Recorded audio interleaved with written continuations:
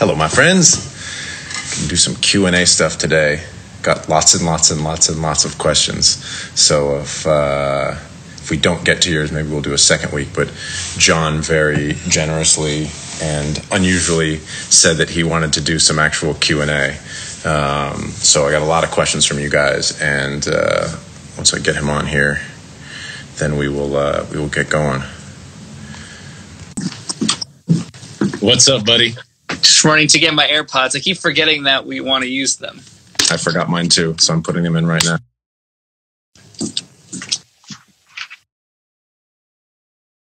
Hello. We're on. How you doing today, buddy? Good. Had a nice bike ride this morning. You're good? I missed that. I think I got you. Good. Said I'm good. I had a nice bike ride again. I spent most of my morning looking into and chatting with a guy over at Japanese Knife Imports about a sashimi knife, because I want to get into being able to cut my own sashimi. Man, I mean, I saw your Instagram last night that had a pretty incredible looking spread of raw fish and other things. Osin Isakaya. That place is crazy good. Oh, I thought you had made that. I was very excited. I did not make that. Okay. But I'm trying to get into making my own sashimi, so I'm going to get a proper knife for it. Also, wait, let's just jump. You don't have a mustache anymore. Oh yeah, I shaved. Yeah, it looks good. It'll grow back, I'm sure. Don't worry, fans. Yeah. What flag is that? Mixed by I don't know what flag that is. Greetings from. Oh wow. Mixed by Wong. What country is that? Please tell me. Please tell us. My American lack of knowledge about foreign flags is showing. So Jon, you've decided that Malaysia. Malaysia. What up, Malaysia? Sick. Thanks for joining us. So you decided, you declared after I put up the notice yesterday that you were down to do some straight up Q&A about techniques and things. Yeah. We got a million jillion questions. I want to hear your questions. I want to have a. Well, fortunately, there's a lot of parallel. Can we first off ask my favorite question that was asked by Dylan Parker? What is your favorite olive oil infusion? Persian lime. Wow. There you go. All right. Well, so the most important question out of the way. I prefer mine pretty straightforward. I think I just like just the classic Hi, olive oil. Tyler from Portland. What up? Okay, so let's see. Maybe we go through. There's a few things. It's interesting because I've been editing some of our previous conversations. There was a great bit you did talking about the talk mix, the Khalid talk mix, which I'm putting up as a clip. If you guys want to check out clips, they'll be on the MattRad clips, Live with MattRad clips YouTube channel, and I'm going to put them up on the Live with MattRad IGTV. Start putting up stuff today. It just has clips of some of the stuff we're talking about. That includes lots of techniques. Oh, there you go, Topo Chico. What's up, Mexico City? So one of the things you talked about in that, and I think I mentioned last week that Rochester guy from Disclosure has started doing live streams and talking a lot about his mix bus and techniques and mixing and also just making beats and things like that, which is very interesting. You guys should all check it out. He's been doing it on Twitch, but people have been putting it on YouTube. And so I thought it would be a cool thing to talk about because you mentioned when you were talking about the Khalid mix how Guy and Disclosure had lots of mix bus stuff happening. He talks about the SSL, and it's interesting listening to the clip. You said you recreated that, I think, with maybe the real SSL compressor as part of his mix bus, but you didn't end up using it for that talk mix. How do you think about mixing? No, I took it off. Yeah, that's what I'm saying. Is you recreated it, but then decided not to use it. I didn't think it was needed. Oh, okay. So I just didn't use it. Didn't use it at all. Yeah, definitely didn't make the mix. So how do you maybe just talk for a minute about mix bus stuff generally? That I think the idea is people utilize it to give a last bit of glue. Modern recordings tend to have a certain amount of compression to them. I know that's something that obviously you're on some level fighting against just because the way that you can make records sound without mix bus compression with the same effects. So there's lots of questions about transients. We'll get into some of that stuff. But tell me about mix bus. Did you used to use mix bus compression? Do you ever use it? Do you use any mid sides? Any of that stuff? No mid side at all on the mix bus. no manipulation of sides different than the mono on the mix bus for sure. Never that. What do you mean different from the mono? Sides different from the mono mid side. Yeah. I don't adjust anything separately in the mono or the sides on the mix bus at all. I don't really do that on subgroups either. If anything, I'll do it on a specific sound, and even that's rare. So maybe like 5% of the time I'll do mid-side, maybe less, and it would only be on a sound. I think there's one case this year that I was asked specifically, can the sides be brighter overall? And I took them literally, and I just did it on the mix bus. I don't remember exactly what it was and if that was the right move to make, but in that moment, for speed and how close we were already on the mix, and that was the only note, I think I actually did it, which is rare for me to do. Okay, so back to the mix bus itself and compression, things like that. And Aaron asked on the chat there. So why? So why do you, if so many other people use mix bus compression and sort of rely on that stuff, why do you choose to not do that? I think he's asking why when it comes to why not using mid-side processing on the mix bus, and that's because I don't want to induce phasing on the last and final stage of the mix. I think if we're going to induce phasing, it should be almost never, but when we have to manipulate the sides separately from the middle, we want to do it at its fundamental source, not as a broad stroke overall thing. I think it's too delicate of a maneuver to do on as a broad stroke. What I find when I start doing, because you're messing with the phase between the center and the sides, and then on smaller devices, mono seaming devices, you're going to lose information, and I don't want to lose information. I don't want to get that queasy, unsettling feeling in the belly that something's out of phase. You don't know why you're not feeling good listening to it. You don't have the vocabulary to explain this. Most listeners don't. 99.8% of listeners don't know what phasing is, right? So our job as engineers is to understand what that is and to put that on the mix, the final mix or master seems, I would say, is the worst idea that you can have. Well, one of the things that I noticed when I used to do more widening and mid-side stuff, especially like using ozone to enhance some of the high-end spread. Yes. And what I realized when I had that on there and I was going through soloing stuff and trying to identify why a guitar sounded weird, what I realized is a hard pan guitar all of a sudden had some weird information and phasing stuff, and all of a sudden it's like, this is not as clear. And if you extrapolate that to every aspect of your mix, if you want something to be wider, like you said, you might occasionally use it on the actual individual component. But if you use it on the whole mix, if you're using it on the whole mix, you're going to be manipulating everything from the vocal to the cymbals to the guitar to whatever. If I want the guitars to be wide, I'm going to pan them wide. If I want them to feel outside the speakers and even wider, I might use some doubler effect. Like I go for the H3000 micro pitch classic set. Love that. To me, and then depending on how wide or how delayed I want it to be left and right, I adjust that delay time on the right side on that parameter. And that gives me what I'm looking for that. I do use subtle ozone imagers on subgroups sometimes, on keyboards and on background vocals. That stuff, those tools, because of the phasing that they're inducing, smears things, right? So you're going to lose transient right away, and you're going to get this kind of smearing effect, this kind of bokeh effect. And that's sometimes really nice on backgrounds or things that don't need that hard impact. But if you want transients to cut through on a guitar and you want that lead vocal up the middle, I wouldn't use it on those sounds. And maybe at some point this will be different. That's just what the technology is doing now. Maybe in 5 years from now, it'll be faster, it'll be better, and it won't be manipulating the transients and the phase of things as intelligibly as it is now. And it takes a certain ear to even be able to hear these things, but I would argue that people feel them without hearing them, and our job is to understand how people feel music and know the technical approach on how to make that a seamless interaction.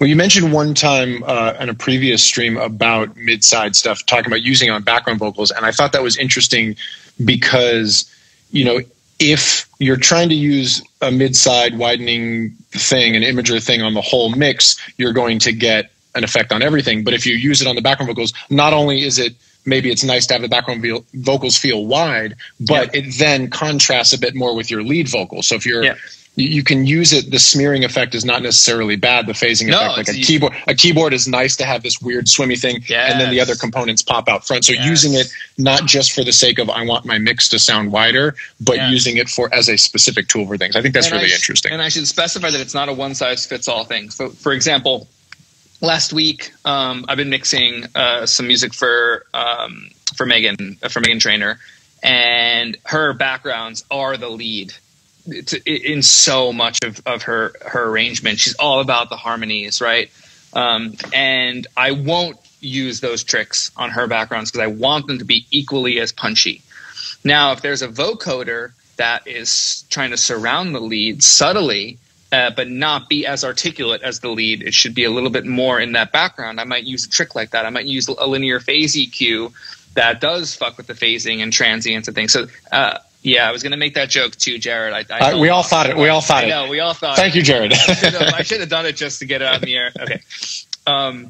But there's utilities for all these things. But basically, I guess what I'm even trying to get down to with phasing and understanding phasing is learn what it does. Listen. Check out the FabFilter Pro Q3 demo of what phasing does to low end and to punchiness and to transients. There's a demo on their website about it. And it's something that you cannot unhear once you hear. And that to me is understanding. I think you can use all the tools. You can use all the tricks. It's just, I think people are using tools and tricks without actually knowing what they do because they were told to do it. And that's why I wanted to do this with you today. And I heard you before you let me on that you're like, oh, there's a lot of questions. Maybe we'll do a second one. I think we can sporadically throw these into our conversation because this is inherently part of what we do. And I think I've been resistant to talking about tricks, not because I want to hide them. I'm not really sure the benefit of what giving someone a trick really does for them. But if we can get people to realize anything, it is that you have to listen and you have to understand what these tools are doing to you and why exactly. So, I mean, when I say something pretty obnoxiously, I'm like, I don't use that. I don't compress. Like, I don't use something for a simple reason where it's not getting me to the desired result. So when I say I don't do it, it's because I know another way to get there. So today, and as we move forward, I want to discuss other ways to get to a place that you might not have thought of using. Now, jumping back to 4 minutes ago, you asked about compression on the mix bus. Yes, I do use it sometimes. So I can't, when I say don't compress, that's not the tool. And I always say this, I'm going to keep coming back to it for new people that come on and start listening to us chat. It's never my first reach. Doesn't mean that I don't reach for it when that's the only thing that's going to do what it needs to be done. But because it's not my first reach, I rarely ever need to use it. And when I am using it, needles aren't moving.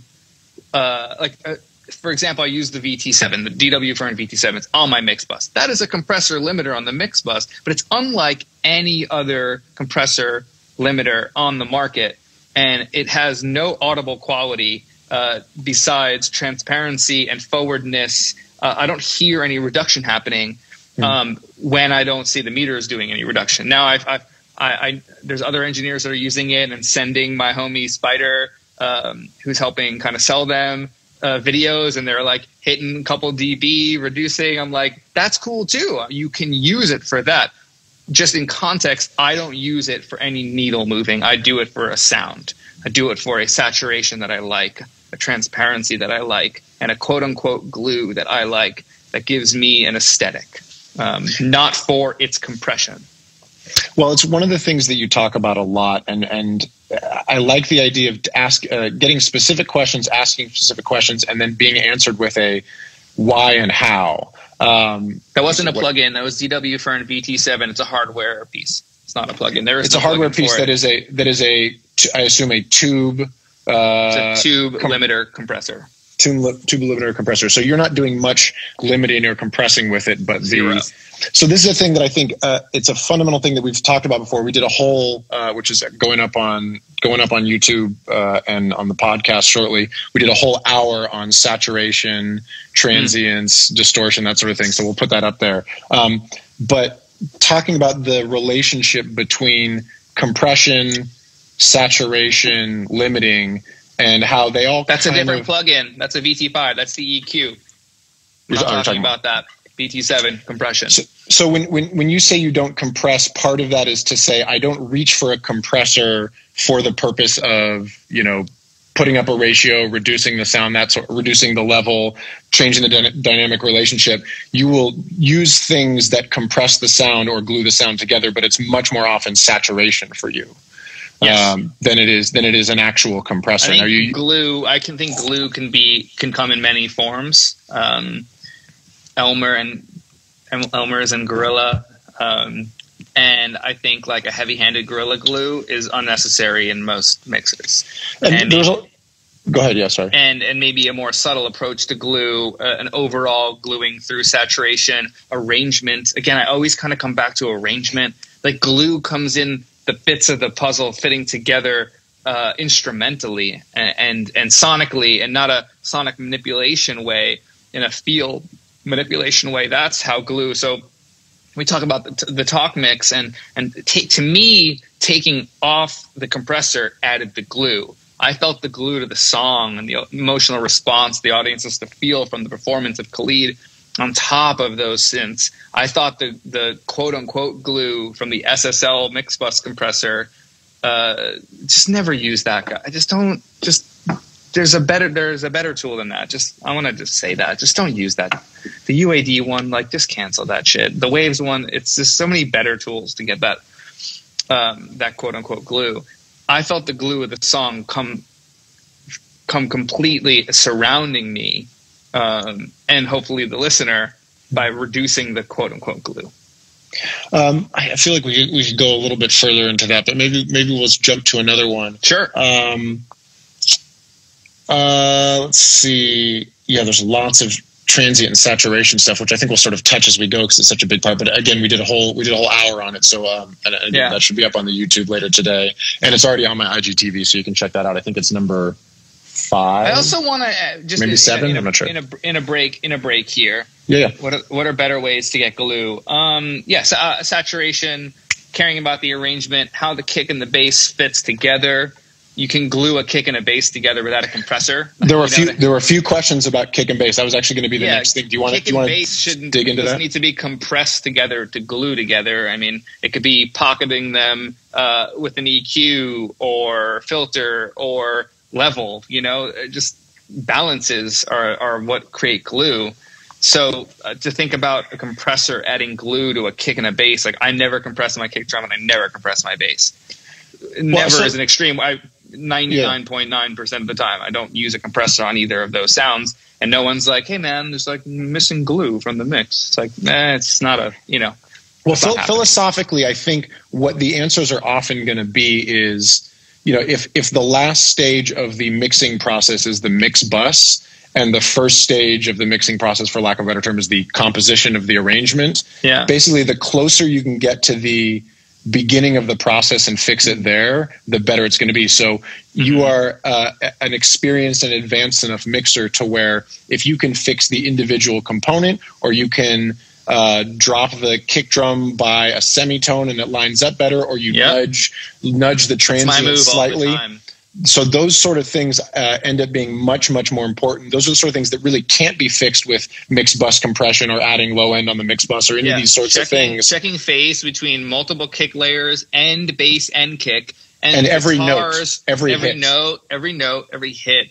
And then as you can go a little bit geekier, because this is never going to be on every single transient, because it's impossible because guitars don't have the same transients. But sometimes on a guitar or a low end synth sound, might be a plucky low end synth sound that still has a transient that should be in phase or should be checked to see if the phase alignment improves the sound.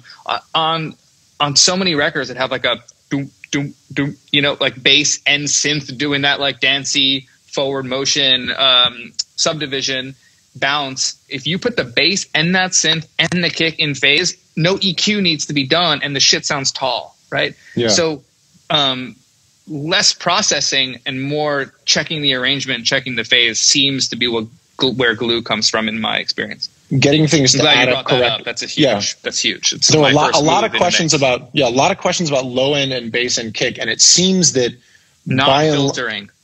By and large, the answer to how to get kick and bass and low end generally to be good is to have everything add up correctly. And it's not just, does the kick and bass, are they in phase? It's like this. No, it's better like this. It might actually be individual notes. It might be, and there was a question about live bass as well. Once you get things that aren't programmed, that are off the grid, then all of a sudden you might have a bass part that lands perfectly on the downbeat. The first two choruses and the third chorus, you need to flip the phase or nudge it. Or edit, nudge it. Yeah. But thinking about low end, in addition to that would be, I see it on so many places on Mix with the Masters and other engineers' Instagrams, and talking about how they filter out all the low end on kick drums and on their 808s, like seeing this pretty hardcore slope up to 30 or 40 because, we don't need that on small devices. Like, no, you feel that on small devices. If you have proper headroom and you give yourself enough room for that bottom end extension, you can have competitively loud mixes while also having full range low end. And especially, when I get love on a mix about the low end and people are curious on what I'm doing, I'm leaving it all in. I'm doing the opposite of what other people are talking about. And for two reasons. One, I like it. Two, I want to do the opposite of what other people are doing. It's my best chance of winning. And we've talked about that in a couple episodes. Doubling down on yourself is going to be your best chance of standing out. So I want to have full range low end. I also, some of my favorite records, like we talked about from the early 2000s and late 90s, like had full bottom low end because they weren't thinking about, it was post vinyl era. So we were like maximizing how much low end can we fit in? No needle's going to jump off a record. So I'm back to that world. Can I get it to be heard on AirPods, on the iPhone? Can the bass and the upper harmonics still present themselves so you feel and hear the low end shifting and the chord changes happening and that root shifting? But also when you put them in a car or on speakers, that shit bumps and goes low. So it's harder, right? There's to get both of them. But with saturators and exciters and upper harmonic distortion techniques that you can learn and practice that are done for you now in multiband, and you can split bands, whether it's the Ozone Exciter or Fat Filter Saturn 2. And it's, we have the tools where people were splitting and duping. Like, I can go on rants on many topics all at once. I think they'll all fit together, but parallel processing, I don't really parallel process. And that's like blasphemous to most people. They're like, what? That's what you have to do. Everyone does that. It's like, well, they're doing it because they're trying to split things, or we're doing it to split things out to affect things in different parts of the signal. So if you were trying to parallel process an 808 because you only want to affect the upper harmonic, so you're going to cut it in half, basically, filter down to whatever, filter up to whatever, get that crossover point so the phasing is audibly intact, right? I've seen Tony do this, and he's a master at this. But now we have multi-band saturating tools that can do this another way, right? So we can just affect the 150 to 250 band and distort that with many different types of saturations and distortions you want to go for without having to parallel process it. So let me clarify real quick. So what you're saying is that a lot of the new tools in the last really like 4 or 5 years, it could be less than that, like Saturn 2 and some of these things and some of the... No, this is like 10 years old. These 10 are years like ago? Going about 10, Fab Filter, probably 10. And then things like Neutron, things like Ozone, where you can really get specific doing saturation or transient shaping on different bands, has basically replaced most of the need in your mind for doing any kind of parallel compression, parallel processing. Yes, because it's done in there with the blend, with the wet and dry sliders or knobs in these plugins. That is parallel processing, but you're not increasing level that way, which you can do and trick your mind into thinking you've improved something because you're in a parallel thing and they're both at 0 on the fader. You're like, wait, what? You're not considering your gain staging. So you're just making something louder, and all of a sudden you think it's harder, but then you've lost all the headroom. And then something else to tie into this, Mike Miller just said, and also trying not to hit -6 on your mixes. Like, it just doesn't need to go that high to make something feel competitively loud and impactful. You can't get full low end, full extended 30 hertz cycle without it, and with it being that loud, just physically based on how much room that you actually have. So if you want that, and you want that kind of EDM loudness on a hip hop record, like, go for it, but you're sacrificing true low end, like actual it's a sacrifice. So at least one last thing. At least be aware, like we talk about why you make any move, why you use a certain tool, know why you're doing it, be aware of the sacrifices that these tools are also offering you.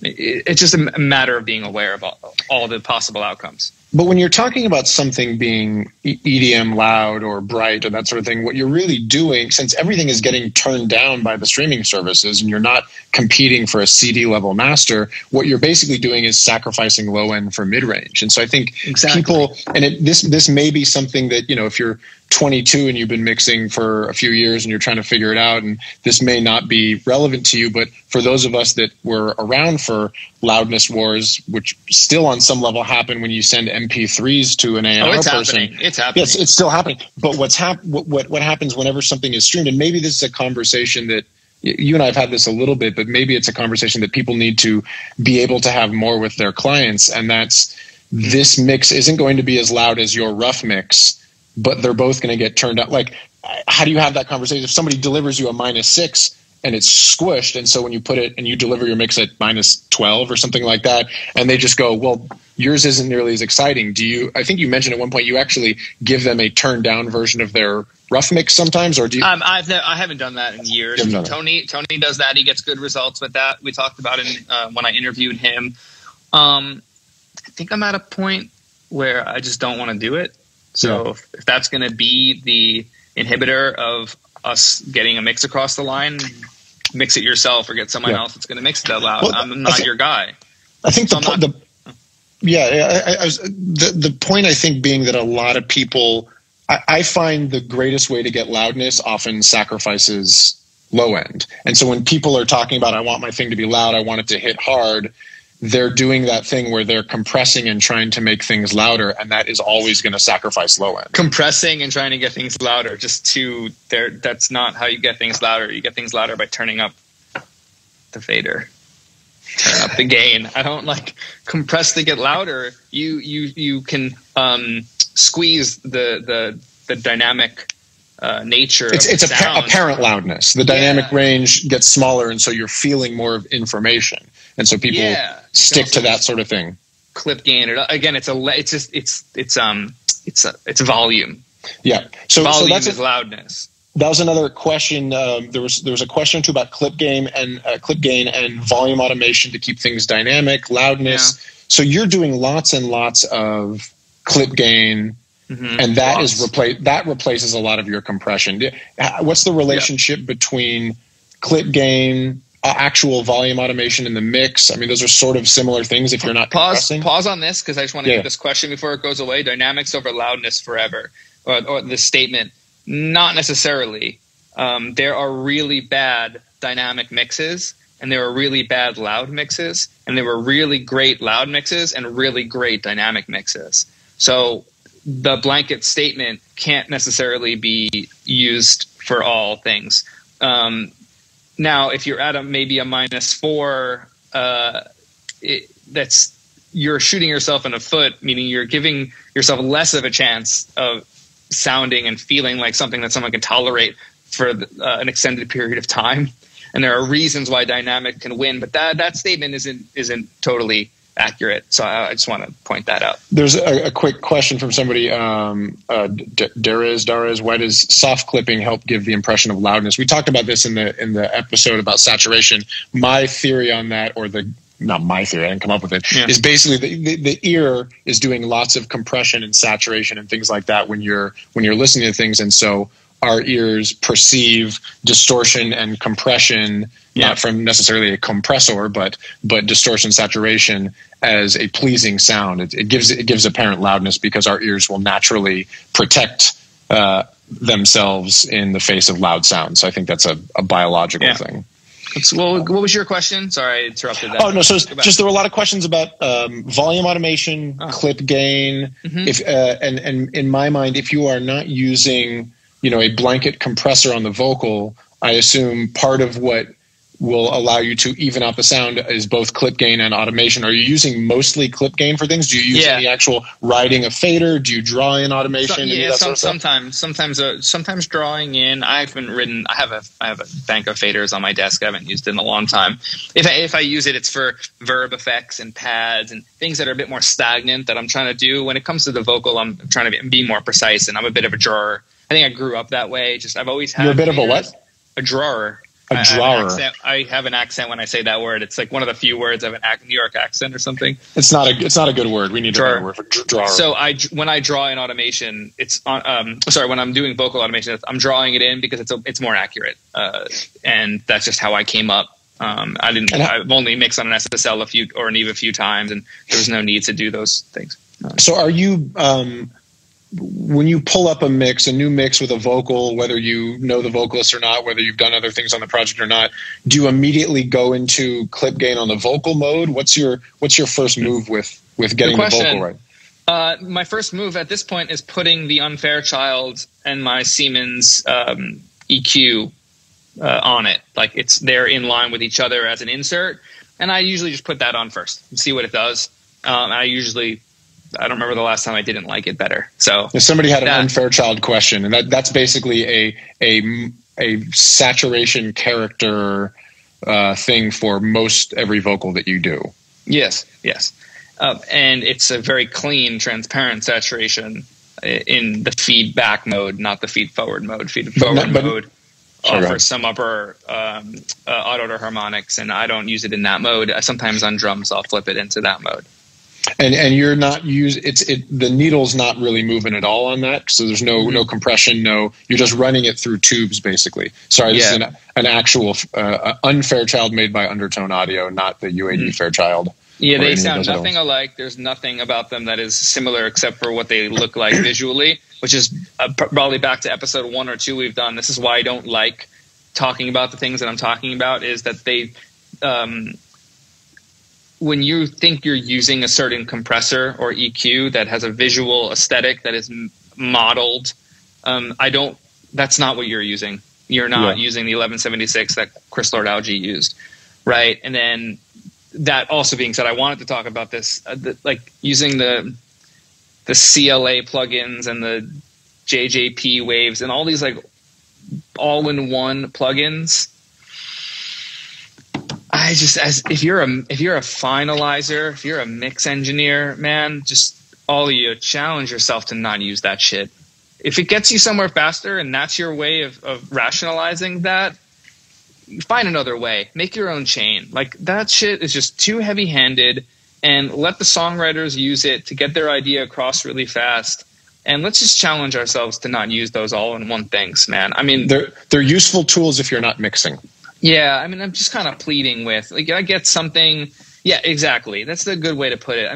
I'm really pleading with everyone. Like, the CLA vocal is not all set with the CLA. I like that. Like, it's not made for us. It's not made for engineers.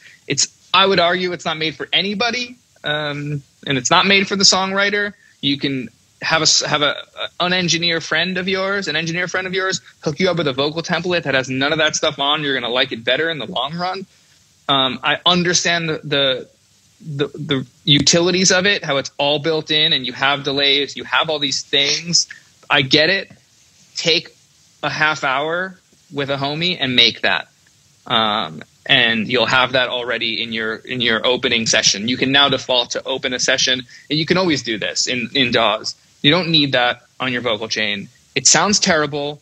It makes it harder for a mix engineer to do their job the way that you want them to do it, but you don't even know you want them to do it because you're already have demoitis. You already heard this overly compressed loud version, and you haven't been able to open your brain or your ears or your heart up to what could have been, because that's been there the whole time.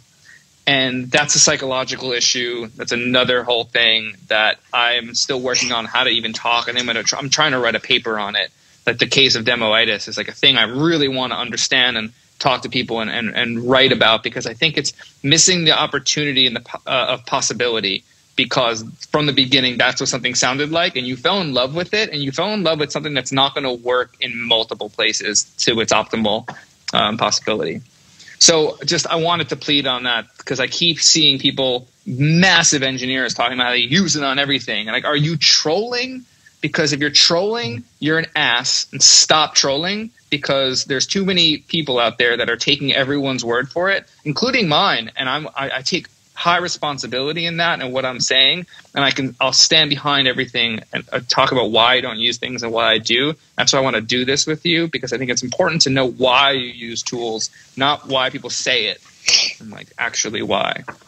Yeah, I think No. And the point is well taken. I think that a lot of the people who are asking questions to us and to answer here are really trying to figure out what the next level is.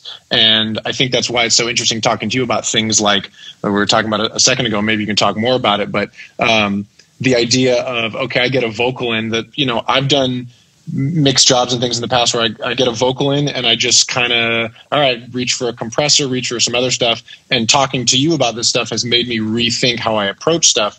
And if you get into the same habits of just kind of throwing blanket things on there, you're not really doing the job that you're being hired for. You're really there to use your ears and do something not necessarily different, but bring a different perspective to bring something new out of it that other people aren't using. And if everybody's using CLA vocals on their thing, it's just honestly on some level more exciting, because you get to do something different and show them a different approach and maybe bring something else out of it. And for the mixer, it's a losing battle if you use that plugin and then don't print it and print the stem with it. There's no way to recreate that. Someone just said, what if you're using it at 1? There's no 1 on the CLA. There is no 1. As soon as you put it on, it's doing something. And that was another note I wrote down of understanding when you put a tool on, having good enough monitoring, hopefully great monitoring at some point, the aspiration, but good enough monitoring to know that when you put a plugin on or any tool on, you hear what it's doing. And you decide for yourself, is it making it better by being on? And when you put a CLA plugin of any sort on, it changes it drastically. There's no, unless you bypass it, even then I swear it's doing something to the sides and making it feel wider.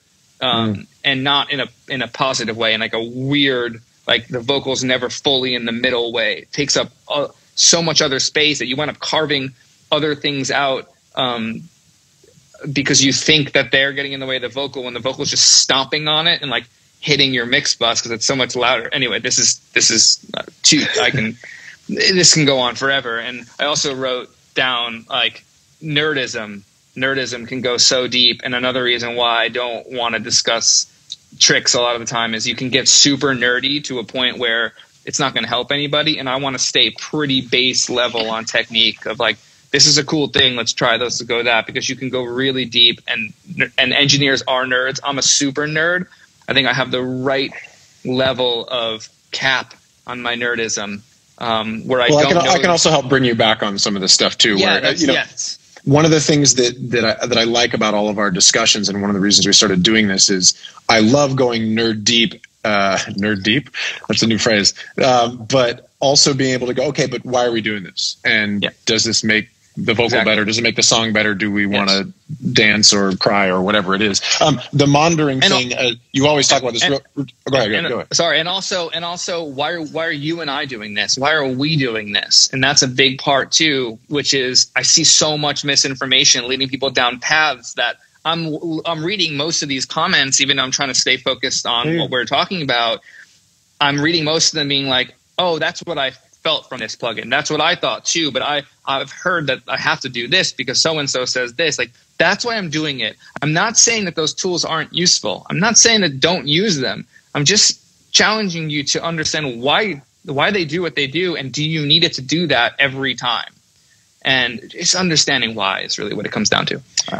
You mentioned it before, and I think it's always worth planting a flag here. Monitoring, good monitoring. Headphones that don't distort, a good headphone mix. Make sure your amp is great for your speakers. Make sure your speakers aren't distorting at high volumes. Being able to hear these things.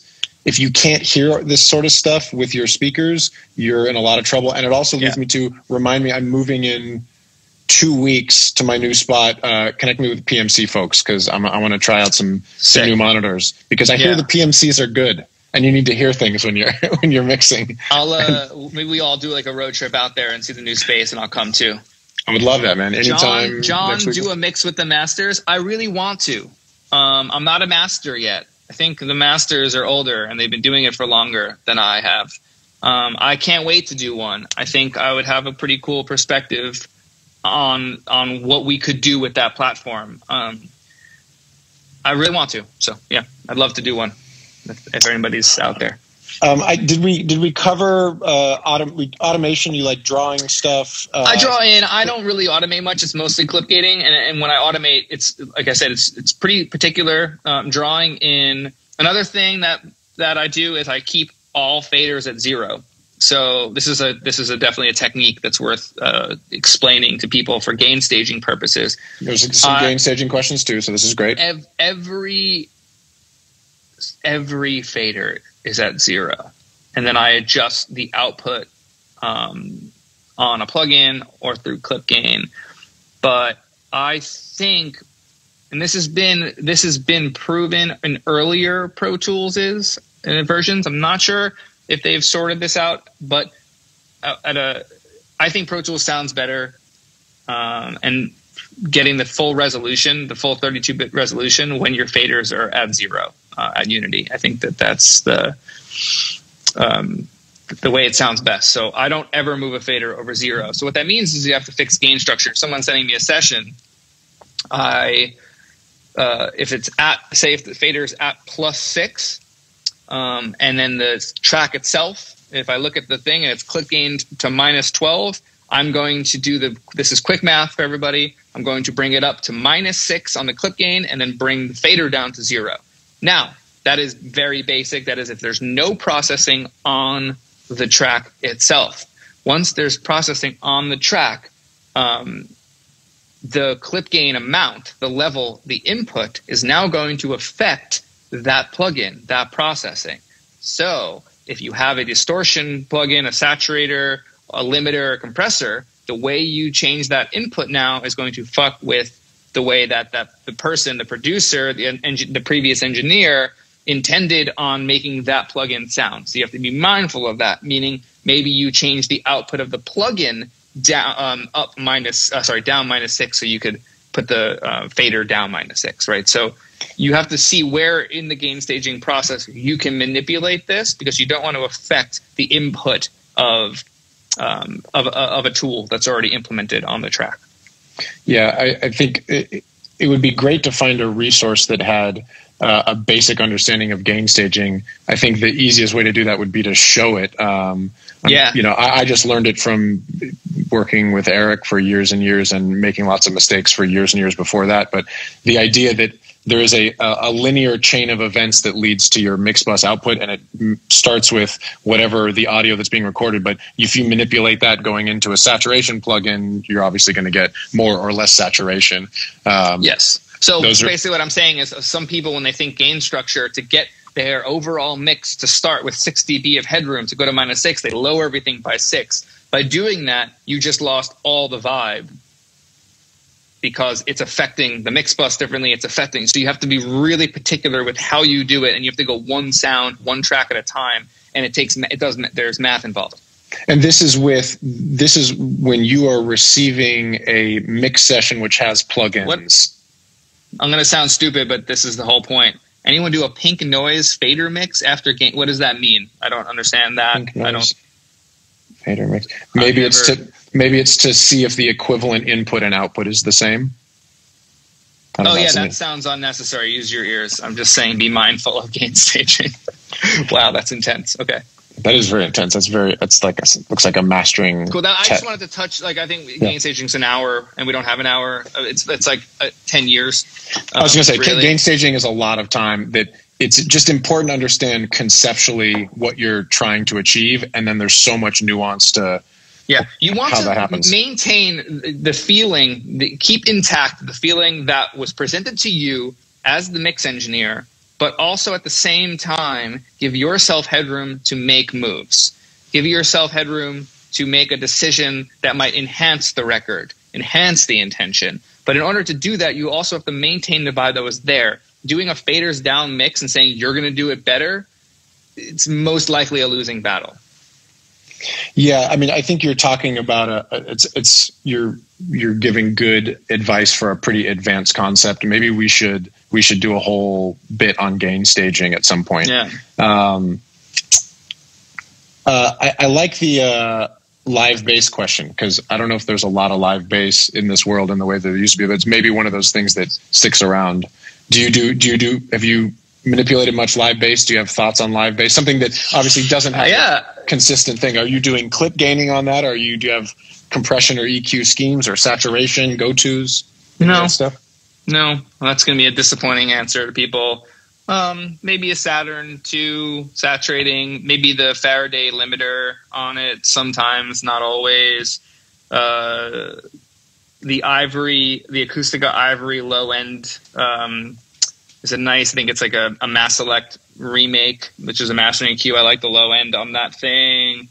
Well, and getting back to what we were talking about before with kick drum and low end, if you have a live bass, there's a fundamental difference between that and anything that's going to be programmed, because it's very likely that even if the live bass is cut and pasted in sections, it's not going to hit perfectly on grid.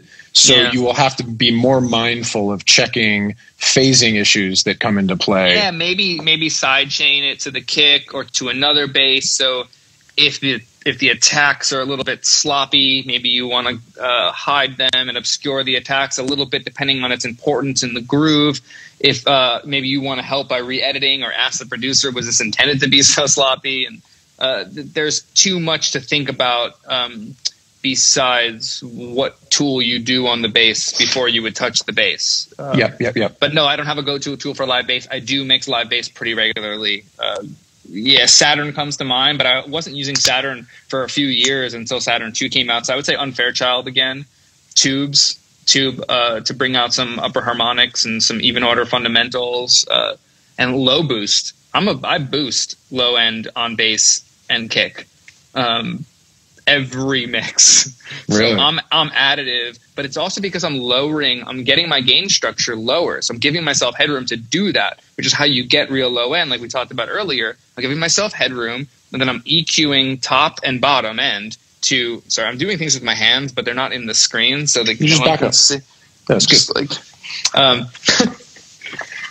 So I'm boosting heavy in the bottom and the top, and then leaving the mid-range alone, and maybe doing some like upper mid-range control with spectral shaper, with ozone to keep them condensed and dense, but warm them up a little bit. So we're not cutting them out, but we're controlling them on peaks, because upper mid-range, as we know with the Fletcher-Munson curve, we're already hearing it 3 dB hotter in certain regions. Like we need to take care of that stuff, because that's where the harshness comes from, depending on the genre, how smooth you want things to feel. But I'm going to scratch the surface with phase. Oh, we talked about phase earlier. Yeah. You'll get to watch it later, and we can go further another time. Yeah. So I do some pretty dramatic EQing in the bottom and top to make up the apparent level. So something is numerically quieter on the LUFS, it still feels competitively loud because of the EQ and the presence that I'm doing in the low end and the high end.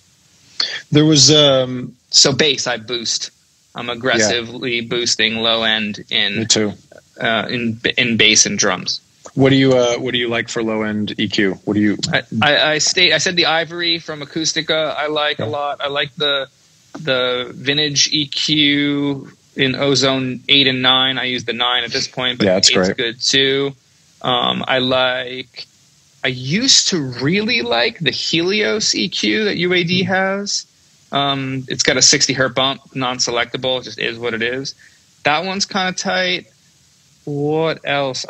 FabFilter Pro Q3. Like I don't really use. I think we talked last week or 2 weeks. It kind of went on a run. Like I only use 2 or 3 plugins for each tool. Yep. So I already said too many. Like I don't. Yeah. Yeah. FabFilter makes amazing shit. I must say. Yeah. Sponsor me. How aggressive in terms of dB? DB. That's a good question, but there's no real answer to that.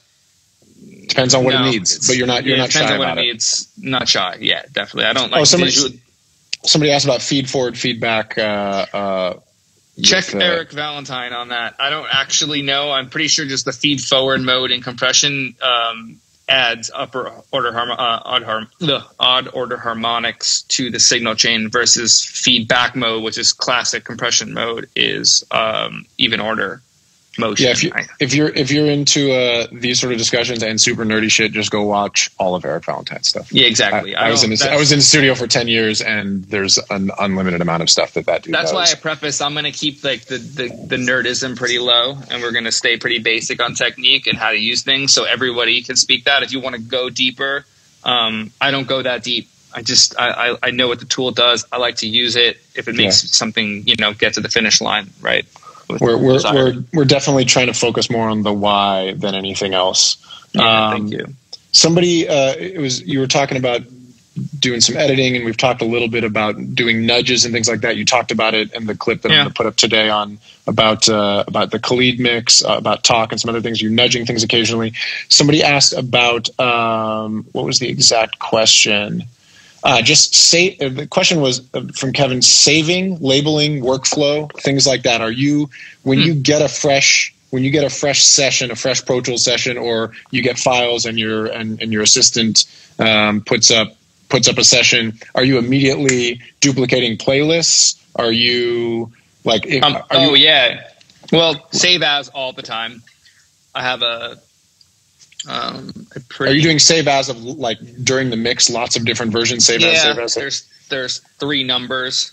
The first number is the day.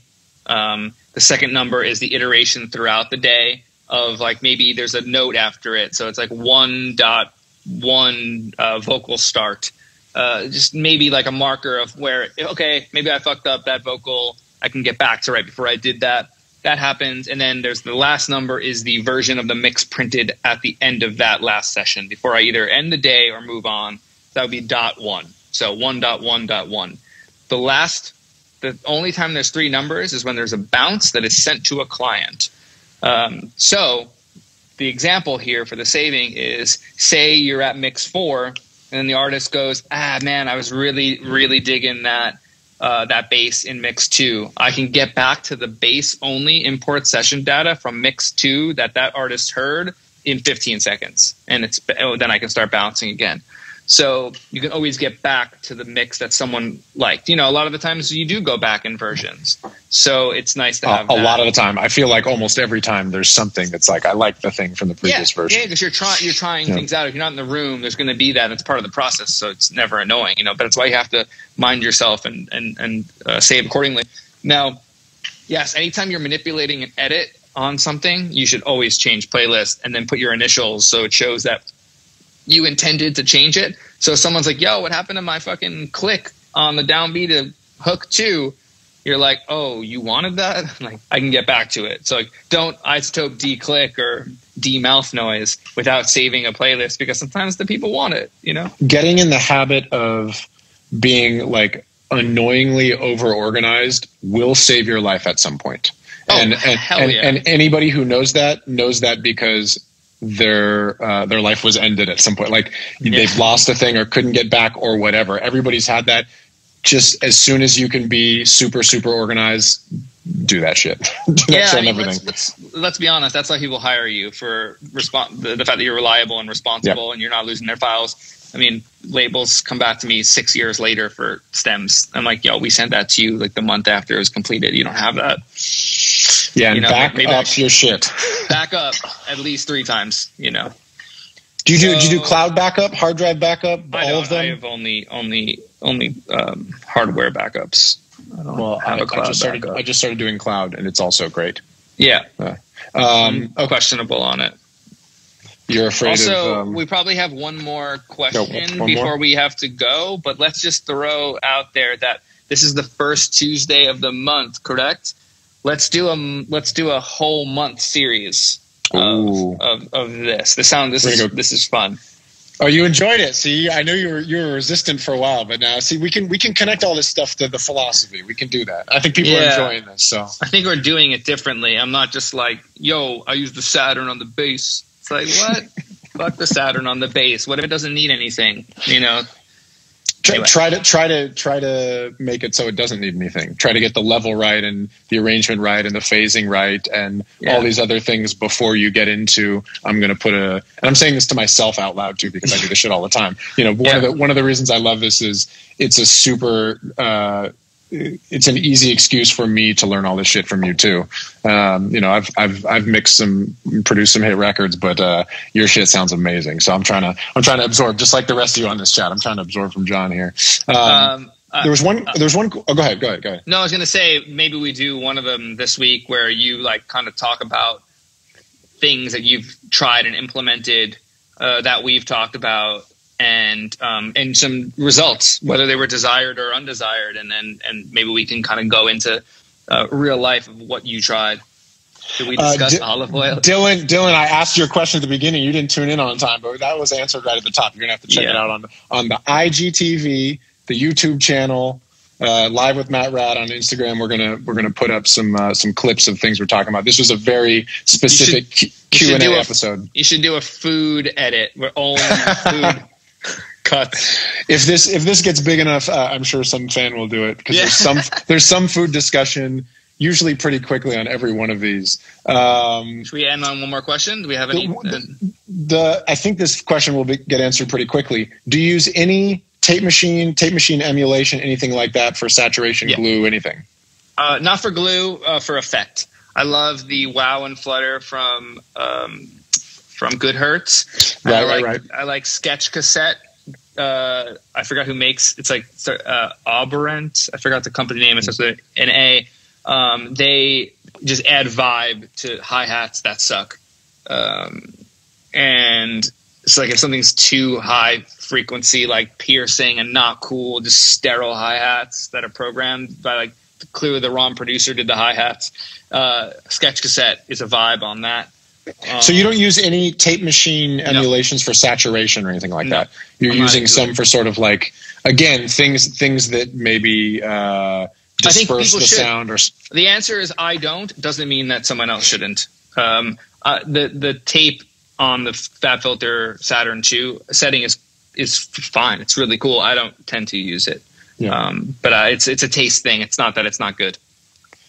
Well, we got about 2 minutes left. Maybe we should call it here, and then next 3 weeks we'll be doing the same thing. So you guys, thank you for showing up, and please ask questions. Probably easiest if you hit me. I don't know if Jon, if you fielded any questions, but I've been fielding them for the most part. So I like letting you do it, so I don't have anything in my head. I'm trying to minimally prepare, but I did write down the CLA thing that I really wanted to talk about, and and just discussing technique at a basic level and not going super nerdy.